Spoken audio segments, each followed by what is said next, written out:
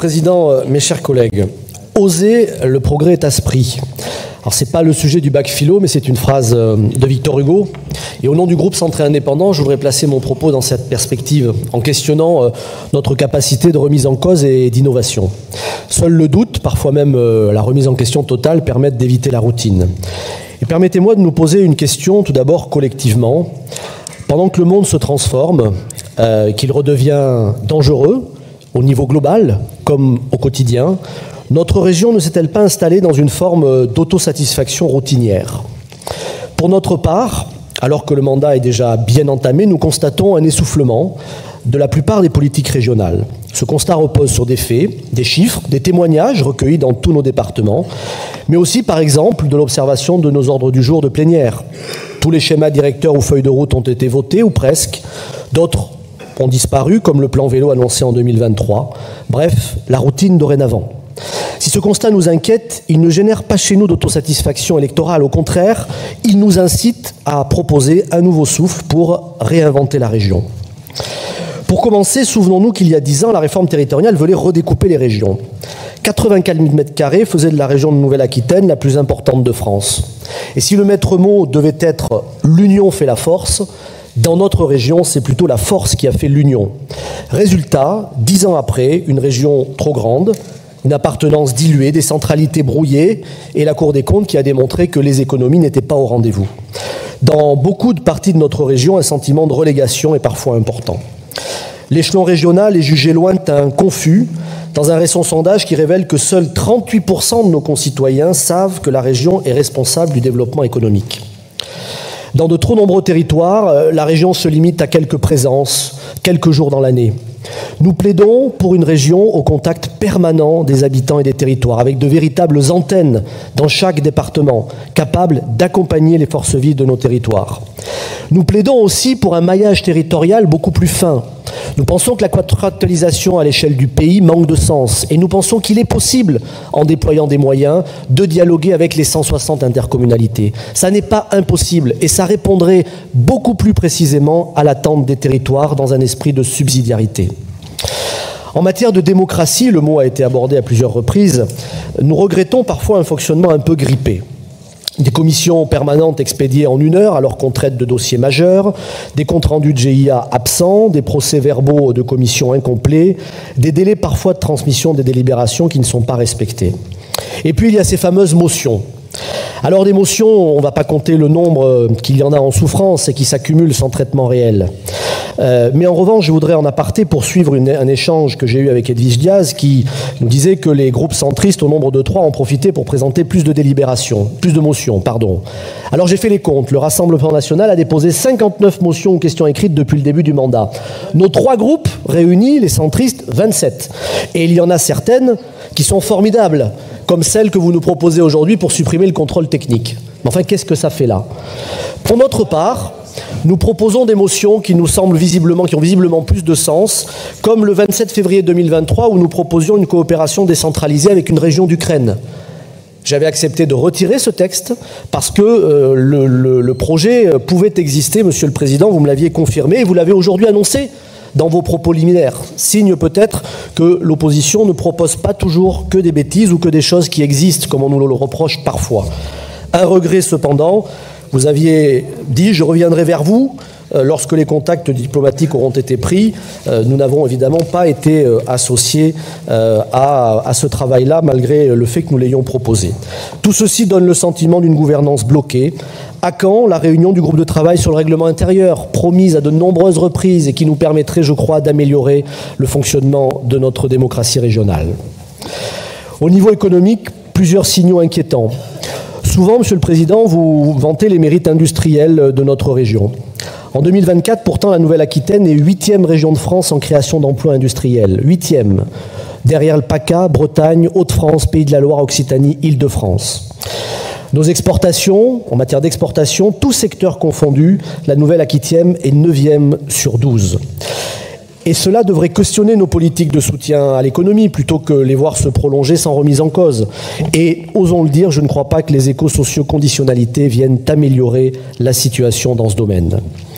Nous avons fait une proposition, là encore, transformée en question écrite puisque nous n'avions pas eu de réponse. Dans ce contexte international marqué par les guerres, le soutien à l'industrie de défense est aussi une question régionale. L'Occitanie a déjà déployé un plan à 200 millions d'euros. Est-ce que nous allons, oui ou non, en Nouvelle-Aquitaine, déployer un plan spécifique de soutien stratégique à cette filière essentielle pour notre souveraineté et pour l'emploi local? En matière d'écologie, la région est un élève assez moyen quand on regarde objectivement les chiffres. D'abord, sur la baisse des gaz à effet de serre, selon vos propres documents, Néoterra, elle est insuffisante. Et la poursuite de l'érosion de la biodiversité est là.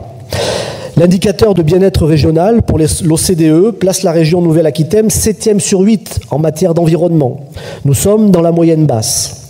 Nous n'avons pas su anticiper les tensions hydrauliques extrêmes qui frappent notamment nos agriculteurs, qui sont source de conflits et sur lesquels nous avons dans notre groupe fait de nombreuses propositions et depuis longtemps.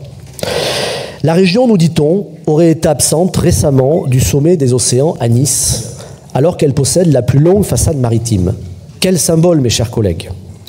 Nous devons assumer un choix de société fondamental en matière d'écologie et nous regrettons malheureusement que ce débat n'ait pas lieu. Les transports sont au cœur des compétences régionales et de ces enjeux écologiques. Un constat tout d'abord, en 1975, mes chers collègues, les usagers couvraient 70% des coûts d'exploitation des réseaux. En 2022, 25% seulement. Aucun pays ne subventionne autant ses transports publics que la France, il faut oser le dire, s'en féliciter, mais aussi voir les limites que cela provoque. Dans ce contexte, vous nous proposez une feuille de route Ambition Transport, avec le retour de l'État, les moyens supplémentaires pour la région, une fiscalité équitable, l'accessibilité des gares et la gouvernance partagée qui sont les axes principaux de ce document. Nous partageons certaines de nos ambitions et Jean Dionis interviendra pour enrichir ce débat, mais nous regrettons un texte assez technocratique, centré sur le ferroviaire, silencieux sur la route et les mobilités actives et sans vision ni calendrier précis selon nous pour GPSO. Et comme élu bordelais, je voudrais rappeler que les SERM vont apporter une alternative crédible aux vraies difficultés que nous rencontrons aujourd'hui, c'est-à-dire les trajets pendulaires, périurbains en s'attaquant au goulet d'étranglement, plutôt qu'en venant pénaliser une voiture qui est déjà victime d'innombrables restrictions en centre-ville. Enfin, les déséquilibres territoriaux, Monsieur le Président, ne reculent pas vraiment dans notre région. Depuis 2015, ils se sont plutôt même aggravés, notamment dans l'ouest, dans certains territoires de montagne, ou à l'intérieur ou au nord de notre région.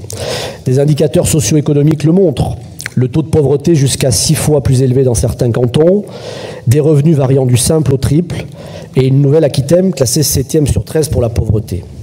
Autrement dit, un enfant n'aura pas les mêmes chances dans la vie selon sa commune ou son département de naissance en Nouvelle-Aquitaine, et ceci ne nous semble pas acceptable.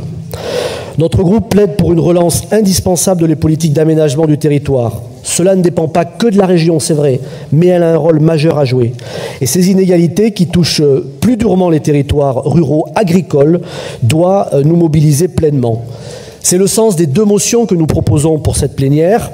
La première qui concernera la filière cognac, dont les éléments ont été repris précédemment par mon collègue Guillaume Guérin, et un soutien à la proposition de loi qui vise à alléger les contraintes des agriculteurs qui sont aujourd'hui trop nombreuses, et c'est cela qu'ils dénoncent en premier quand on les écoute réellement. Ma collègue Pascale Requena y reviendra dans les débats. Enfin, la trajectoire financière de la région nous inquiète, et nous l'avons dit déjà à plusieurs reprises. Une dette de 3,37 milliards d'euros, près d'1 milliard de plus qu'en 2020, le double qu'en 2015. Une capacité de désendettement à 9,58 années fin 24, seuil critique qui pourrait être franchi en 2026, des dépenses de fonctionnement qui explosent en dépassant 3 milliards d'euros. Mon collègue Christian Devez y reviendra là aussi dans le débat. Et puis une question qui n'est pas souvent abordée. Pourquoi ne pas poser de vraies réflexions sur la nécessité de simplifier la région, de simplifier l'administration régionale? L'État s'est par exemple attaqué à la question des agences. Sommes-nous, de ce point de vue-là, totalement exempts de réflexion? Vous nous avez parlé, président, du FRAC en démarrage. Je constate qu'il y a eu fusion des régions, qu'il n'y a pas eu fusion des FRAC, par exemple. Nous portons 3 FRAC dans notre région. Voilà, Monsieur le Président, mes chers collègues, le constat. Alors j'ai bien conscience que la vérité n'est pas toujours convaincante, pour cette fois paraphraser le sujet du bac philo d'aujourd'hui, mais je crois que nous vous proposons ici une méthode qui ose poser la question « réinventer la région ». D'abord, démocratiser, subsidiarité, proximité, simplification des procédures. Ensuite, rapprocher la région des territoires, les antennes départementales, le dialogue avec les intercommunalités. Relancer la commission d'évaluation des politiques publiques qui ne traite plus beaucoup de dossiers aujourd'hui, et puis cesser de blâmer en permanence l'État qui, cela a été rappelé, est un partenaire essentiel. Et si la fiscalité, l'indépendance fiscale de la région doit être restaurée, la bonne gestion, elle est notre ressort. Voilà, Monsieur le Président, c'est votre 5e mandat. Il est scruté avec attention. Des interrogations et des ambitions se font jour, elles sont légitimes, mais elles n'autorisent pas pour autant à préparer le mandat d'après. Nous avons besoin, dès aujourd'hui, d'un sursaut, d'une refondation, d'une remise en cause des politiques régionales pour réinventer la région. Merci de votre attention.